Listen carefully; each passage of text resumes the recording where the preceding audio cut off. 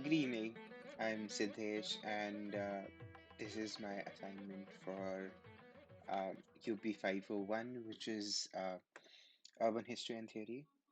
And the topic I'm presenting today is looking at the vision for this world. Uh, so, what is the dichotomy between the global north and the global south? And what are the consequences of misconceived notions and perceptions from the other side? It's a very simple question. With the recent developments in technology in the past few decades, we can acknowledge that the world has really become a small place than it was years ago.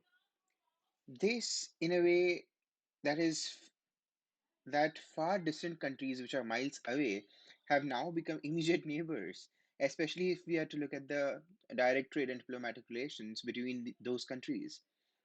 There are numerous examples of this, whether it be the bilateral relations between South Korea and India, or be it New Zealand and Canada. Within all this gamut, there are numerous classifications and groups of countries, which are both diplomatic as well as more abstract and theoretical. Furthermore, with the current developments in the global politics, it is clearly visible how these formal and informal groups and classifications act as both inclusionary and exclusionary forces of certain entities. At the same time, deciding who gets to dictate whom in the global politics and diplomacy. If we start living in an imaginative world, we we would always support the fact that we all should live like a happy family without any conflicts. But is it really feasible? Is it really practical to love thy neighbor? What we see sitting in one corner of the world is a half-baked perspective of the other side, which obviously tends to be ignorant. This belief is further accentuated in popular media, movies, or the news, for instance. And then that belief further seeps into masses who would have had a better idea without that particular chewed down unilateral version, which is also ignorant of, of the other side. The baseline is that it is not flowers and blossoms on the other side, nor is it complete hell either.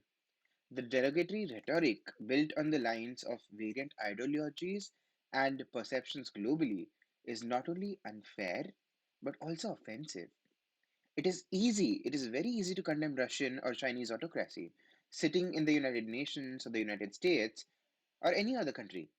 Calling India or Brazil as flawed democracies or is weighing them on the same scale with countries which do not have similar problems or social compositions, not to mention resources. It is hard for new countries who do not have a standing in global relations or even trade or economic growth to be democratic or just be independent or of external influences uh, uh, to accept a democratic government with rapidly changing governments and still maintaining a trajectory of growth is a lot more to ask. Furthermore, some of these nations have never seen or even wanted a democratic form of government. Nepal, for instance. In fact, there are a considerable amount of nations, meaning people and not only the governments, that vouch for autocratic and monarchic forms of government that, while they are still peaceful,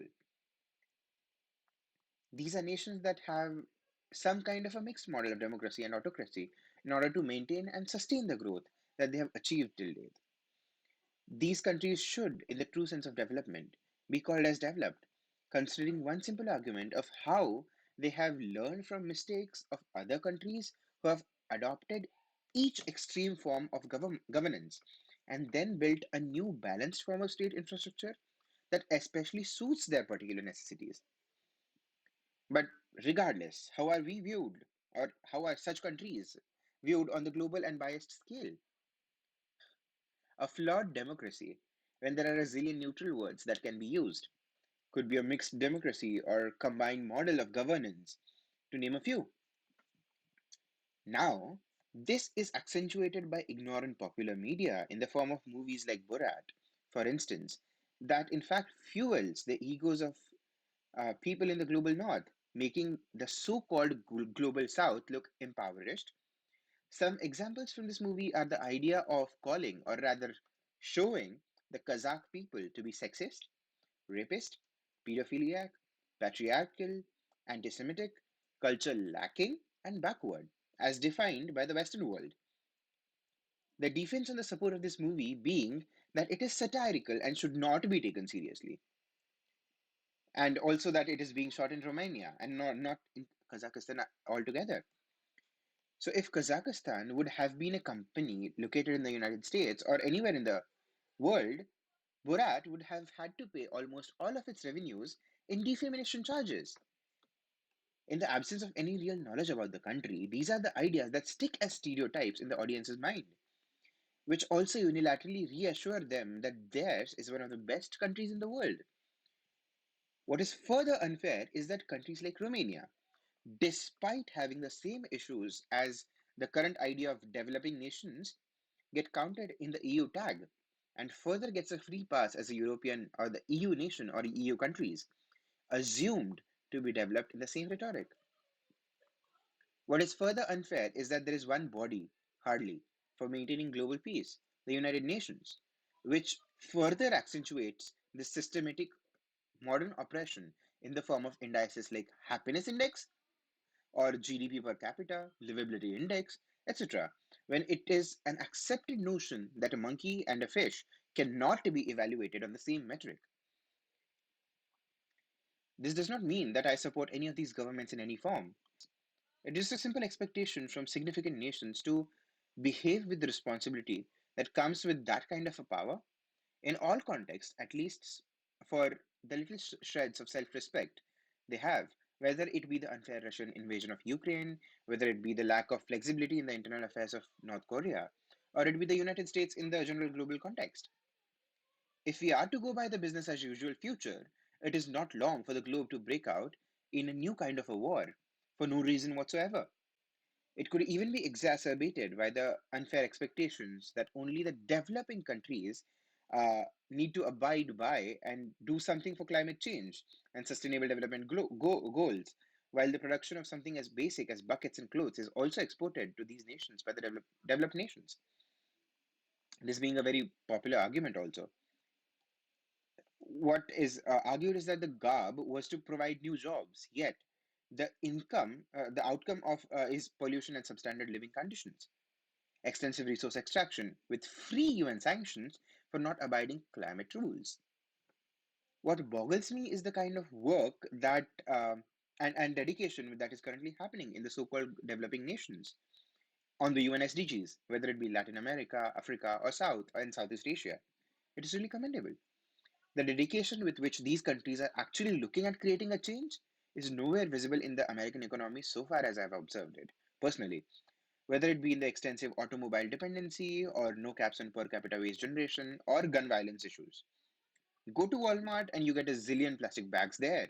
While India has a unified regulation to especially ban plastic that is composed of non-biodegradable hydrocarbons and of certain microns of thicknesses. This is where the will of the governments and their powers comes in, with governments there being able to wield power over capitalistic entities and also using them to obtain benefits from the welfares for the welfare of the citizen. The change that is desirable is to hence eliminate a comparative rhetoric in any manner, which is obviously an ideal goal, but also the acknowledgement of unfair comparisons is the least that can be done. While per capita GDP in many countries is fairly low in global comparisons, it needs to be acknowledged that the cost of living in such countries is also extremely low. Furthermore, as aforementioned, there are polarly different issues in each of these nations, and it would be unfair to judge this on any common and obviously illogical scales. It also needs to be acknowledged that there is a marked monopoly of certain powers in the global context. There may or may not be problems associated with one country having this power, the discretion of which is also up to individual nations on whether and how they look at it. But all that matters is that if there is power, there are responsibilities, there are duties, and there are roles that need to be fulfilled by anybody in power, be it be people or nations. There needs to be accountability, and the respect needs to be ethically gained as opposed to gaining short-lived victories from meaningless and bloodthirsty wars. As a change agent, there is hardly anything that can be done by a single person in this context, I mean, I could be a professor, I could talk about my research, and I could maybe write up a lot about how global northern globals, how they're changing, and maybe how the rhetoric is being accentuated or reduced. But is it going to make any change? Again, even if we propagate that research further, there it gains limited traction. Also it is short lived. Another way to make a change would be if I go into the United Nations and try to do a change. But again, I, as a commoner, I do not have those kinds of powers to make a larger change. And all I can think of at this moment, I won't be making false promises of how I can make a change. But um, what seems achievable right now is, as a change agent, all that I can do is be an activist and a vocal critique of dichotomy in the global scenario, spreading awareness about worldly affairs. What is interesting is that we have the world in our hands in the form of the internet, the free and openly accessible World Wide Web, as we call it, but we still prefer to stick to these age old stereotypical narratives pre attached to phenomena that are beyond our imaginations, being from certain concrete values and contexts. It's just a blank slate, and basing our opinions on what is known as traditional knowledge would be something which is controversial in this day and age of the 21st century. Uh, so all that we can do is start from ourselves, decolonize our minds, and keep some space open in our minds to acknowledge differences, new perspectives, whether acceptable to your ideas on the topic or not. The existence of whom, like new ideas, cannot be denied in the least. There's also space for ambiguity. There are always centrists, and they need not be on any one side of history. They can be harbingers of peace, something that is an essential quality in a change agent for a better future. So, as a conclusion, I would always say that being a change agent, you need not have to have any extreme position on any topic.